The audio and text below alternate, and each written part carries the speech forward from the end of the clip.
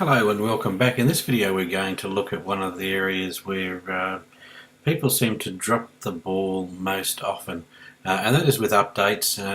From time to time Wordpress will release updates which fix security holes, fix bugs, and add extra features. Also plugin providers, people who are writing plugins, will do the same thing. They'll bring out updates, and they could be security updates, they could be functionality updates, and they could fix bugs. So it's important that you keep up with that. So what you'll see when you log into your blog is this notification here: WordPress 3.5.1 is available, please update now. Now you really shouldn't ignore that, and I see this all the time. As a web hosting provider, I've seen blogs that have been sitting there for a couple of years, and either people haven't logged in, so they haven't known about the updates, in which case they may as well not have the blog, because if you're not updating, then it's not really attracting any traffic.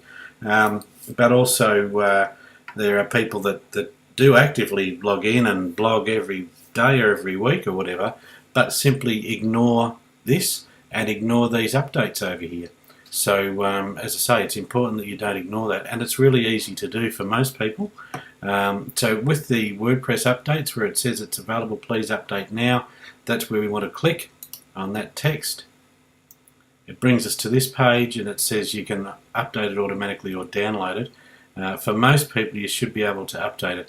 If you get an error message when you click this update now button, then you may need to get somebody to give you a hand, because it'll mean that you have to update it manually, which is a little bit more involved.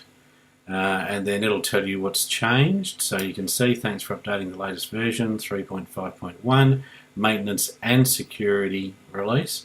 And then there's some information about what's new and what's changed. So we'll just go back to the dashboard. And if you're watching the numbers, this said there were 10 updates, now it says there are 9, so it counts WordPress itself in how many updates there are. So let's just click on the updates link, and as you can see, it's got plugins. Now for this one, I don't think there are any theme updates. No, oh, there are. There we go. So we can do all of them. And again, all we need to do here is select all and click update plugins, and that will go through and just automatically download all the updates for those plugins, and we're done. It was that easy. So we'll return to the plugins page. That's all our plugins. Now we'll go back to updates, and now it's saying there are 2. And of course those are the themes. Plugins are all up to date. So let's select the themes now, update them. And that's it. We now have a totally up-to-date WordPress blog. And as I say, it was that easy. It was just a couple of mouse clicks and we were done. So don't be afraid if you see a message across here saying a new version is available, please update now. Click that please update now link, and then the same goes with updates, or if you see a number beside plugins or beside appearance or themes, then go in and update them. But the easiest way is generally just to click on updates, because then it's going to give you the option to update everything in, and you can see you have the latest version of WordPress, your plugins are all up to date, and your themes are all up to date.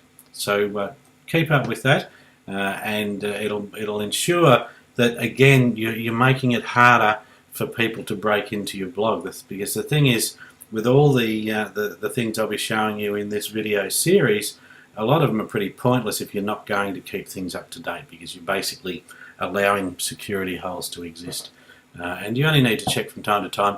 One or two of the plugins that I'll show you a little bit later in this series will actually notify you too if there are updates. So you don't even have to be logging in every day or every week. You can get email notifications saying, you need to update these plugins or these themes or WordPress itself. But we'll get to that in a later video.